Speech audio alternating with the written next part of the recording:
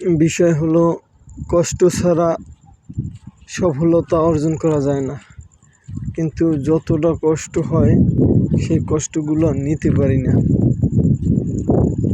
ভালো পরিমাণের একটা টাকা ইনকাম করতে যতটা কষ্ট, যতটা ধৈর্য থাকা দরকার, সেই কষ্ট সেই ধৈর্য রাখার ক্ষমতা আমার নাই।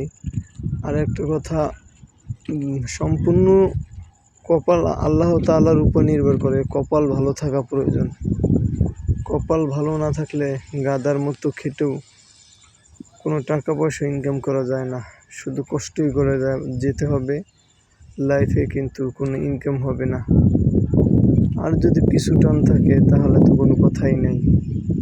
যতই টাকা ইনকাম করে তার চেয়ে যদি ব্যয় বেশি হয়, সেই টাকা ইনকাম করে কোনো লাভ নাই, ভবিষ্যৎ অন্ধকারই থাকবে।